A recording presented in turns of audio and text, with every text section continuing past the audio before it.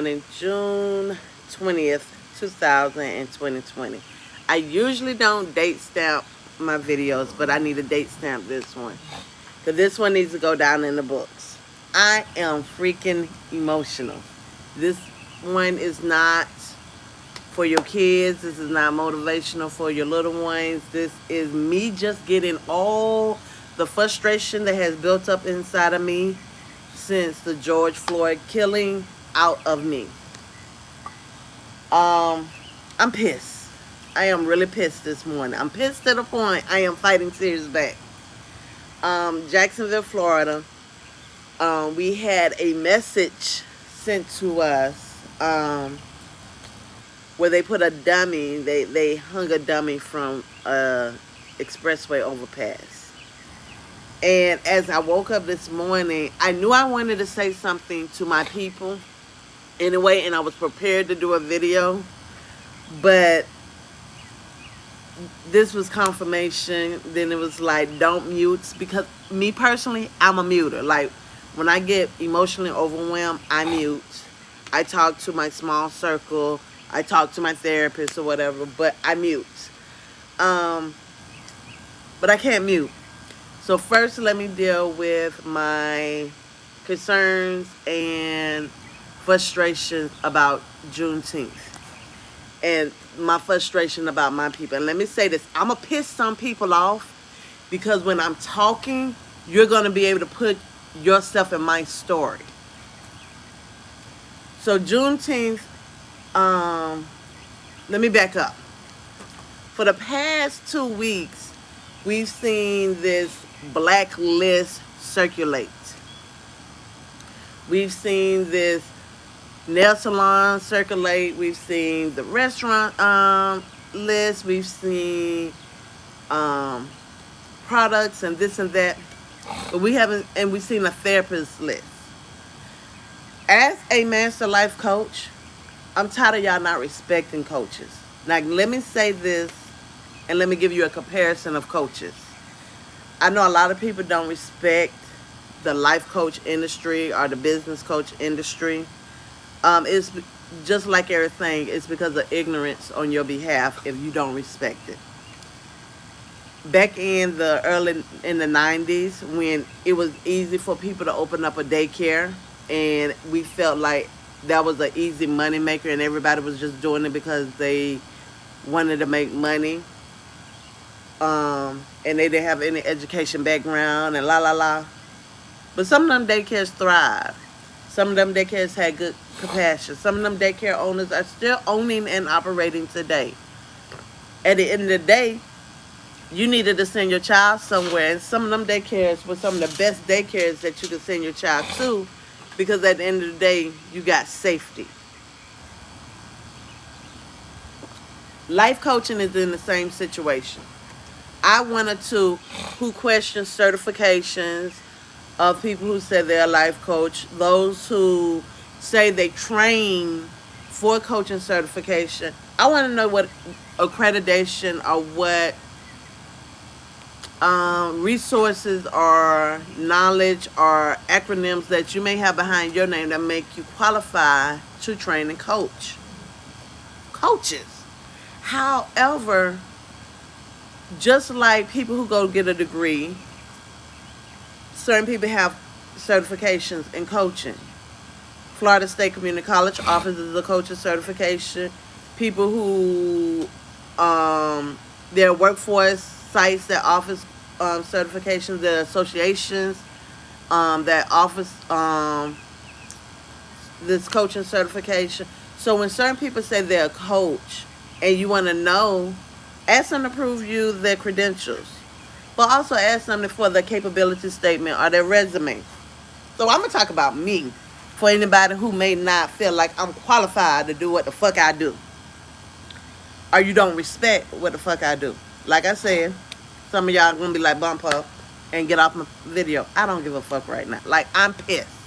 I'm pissed at my black people. I'm pissed at my white people. I'm pissed. I've been a single mom. I was a former single mama for 16 years. I had the support of my mother, my brothers and sisters, and close family and friends to help me do what I needed to do for the best ability of being a mama to my daughter. I made mistakes. I did some things great. I did some things horrible. But I got that shirt, been there, done that. That's on my resume. I worked in the education industry and the nonprofit industry all my life. I tried corporate America 2 times. I hate corporate America. But I got work experience. I got steady work experience, and I got great job professional etiquette. Let's be honest. Shit, I trained most of y'all children. And trained them well and got them to the point where they can be a benefit to someone else. So when people say, well, what does Barbara do? What makes her this voice? What makes her this influence? Ask me. I've been in and out of good and bad relationships. I have made my mistakes and learned my lessons. And I'm not sure to be as transparent as I can be. And I'm realizing I need to be even more transparent. But I've been there. So I got the relationship expertise too.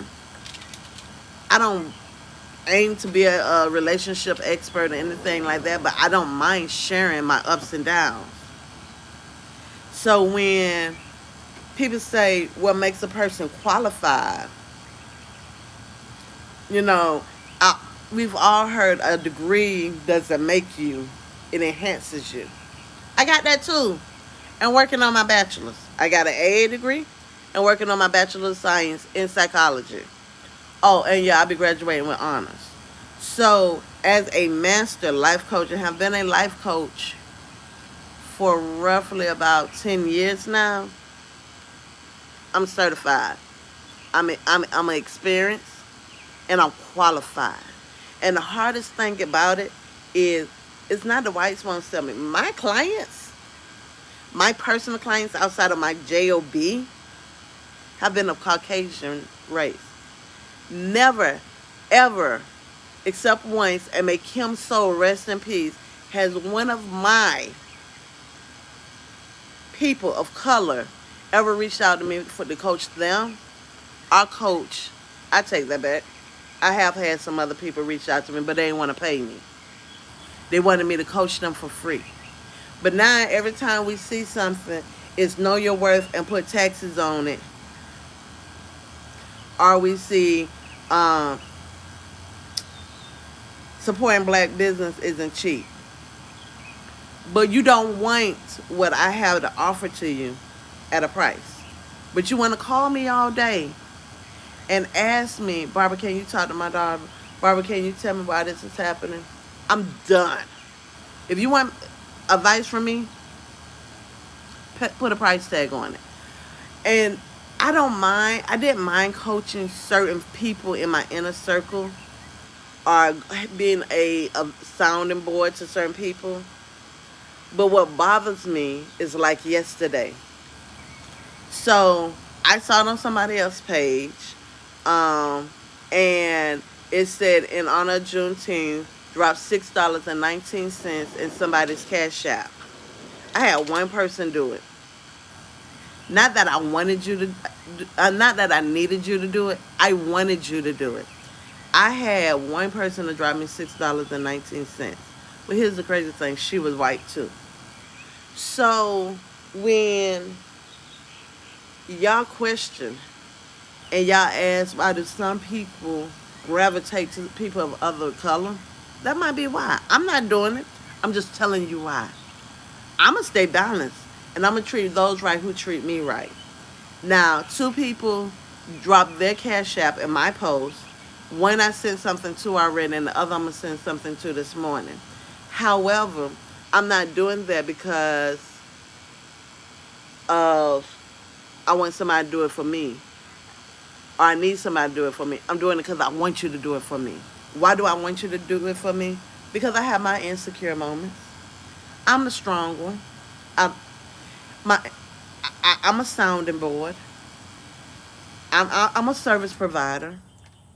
But sometimes we get weak too. And sometimes we have insecure moments too. And the main people who you're looking to support you, they haven't. 2, 3 years ago, I did a vision board workshop series where I was going to the different communities where what we call at risk or underprivileged kids were, and doing vision board workshops to them for free. But I was asking my business and my colleagues, friends, to help sponsor me. The people who I helped the most, the people who could call me anytime, day or night, they haven't given, and all I asked for was $10. But people who's known me less than 3 years was dropping me $10. People who don't know my credentials and my qualifications was supporting me. And that's my biggest thing. Like, don't support who you want to support. Support who needs your support. Support the underdog. Support the people who are striving to do something that's not trendy, that's not fun, but impactful.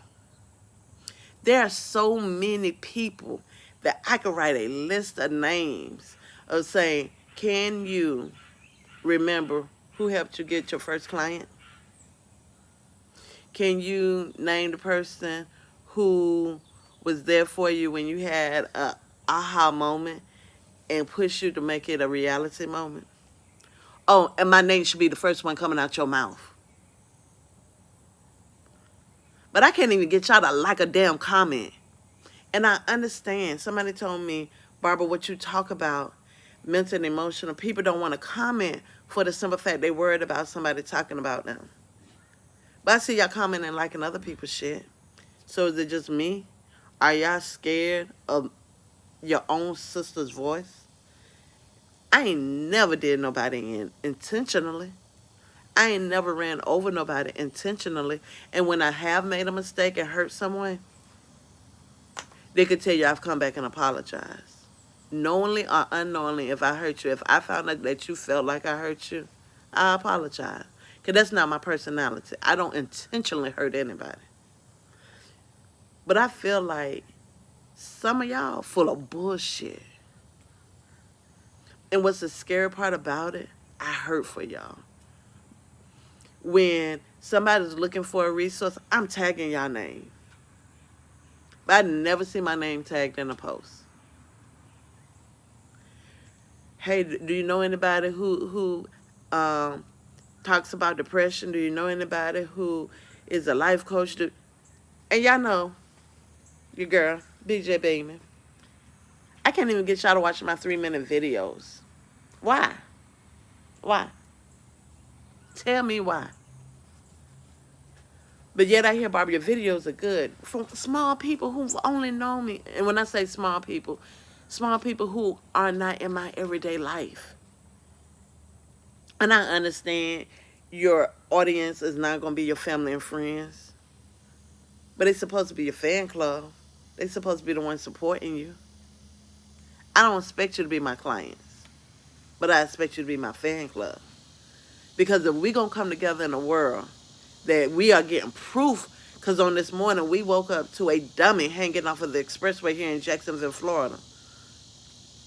If you can't be my fan club, what the fuck we going to do when they trying to come for us? Who I'm going to feel comfortable saying ride with me because I don't want to ride alone? Because that's the point we going to get to.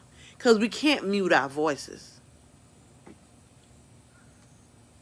So who I'm going to feel comfortable enough to say, come ride with me if you can't even drop $6.19 in my damn cash app?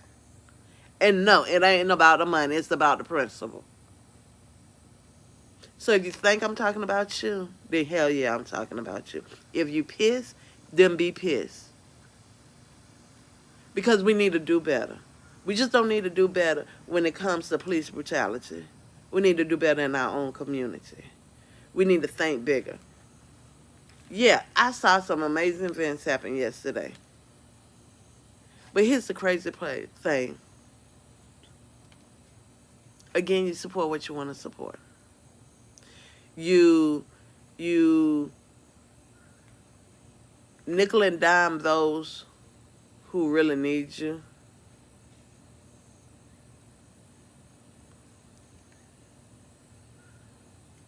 But if you don't feel like it's going to make you look good in the public eye, will you do it for the underdog? I've always loved the underdog. I'm always going to support the ones who ain't established, even when I become established. And I'm going to become established. Like, yeah, this is my launch of watch out.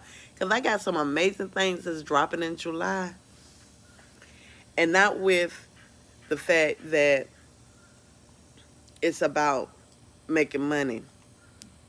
Because I'm not worried about making money anymore. Because God going to bring me my money. God going to bring me all my blessings and my resources. But because I'm doing His will and His work, and I'm going to make an impact in the community, to those who are ready to grow, those who are ready to glow, after a while, those people who used to look down on me because you didn't feel like I fed in your, I meshed into your clique,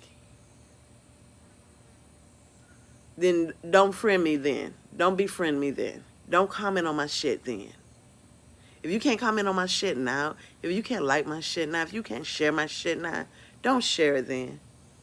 Because then that's you showing your true colors. And we as African Americans don't have no true legacy. We don't have no true oomph about us. We don't know what it is to support. And yes, I'm hearing the stories in the villages of Africa. If you was in this village, it was hard to support. But who is my village? Because I can't say I have one or two steady people who going to support me no matter what. Who, when I mute myself or when I get in an insecure moment, is there to push me. Who is my village? Where is my village? Is it comfortable to be in my village when I'm not emotional? But because I'm so emotional, and I've heard this from some of my closest friends, and it broke my heart. Barbara, you too emotional for me. Well, that's who the fuck I am. Accept me for who I am. I don't accept me at all. And those things make me mute. Because I don't want to offend anybody. I don't want to trigger anybody. But what may trigger you may be a blessing to somebody else. I can't watch your videos because sometimes they're too emotional for me. That shit hurts. But that's what I'm feeling. And most of my videos come from what I'm experiencing. Not comparing myself to a pastor, but that's how the pastors get their messages. They take a lesson that they learn and they go do the research and find the scripture and find a story in the Bible that is going through something that they can relate into our days and times and helps you through that message. So why I can't do that? You say you love me. You say you're my this, you're my that. But you criticize me. You don't support me. And so on this June 20th, the day after June 19th, I challenge you. This isn't just about me. This is about that one person in your circle, male or female, who may be feeling the same way I'm feeling. Who may feel like they're caught and they know that they're birthing something, but scared because they don't know that they have your true support. And you may not understand all what they're doing, but you ain't got to understand all they're doing. You got to know their personality. You got to know their character. And you got to know who they are. And you got to support it sometimes blindly. Isn't that what faith is?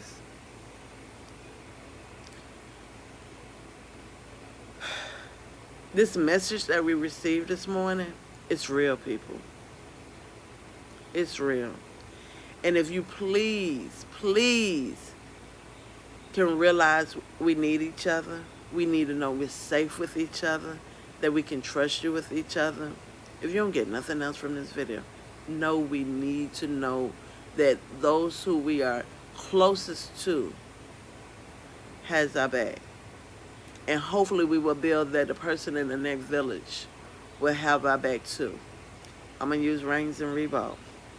Reigns and Reebok can't stand each other when we're in Jacksonville. But let us go to Tallahassee and Leon County and say some shit to us. You dealing with Duval. And that's what we need right now.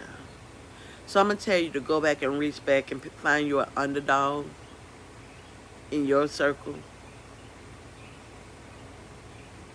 And say, how can I help you? How can I be a better person than you? I love you.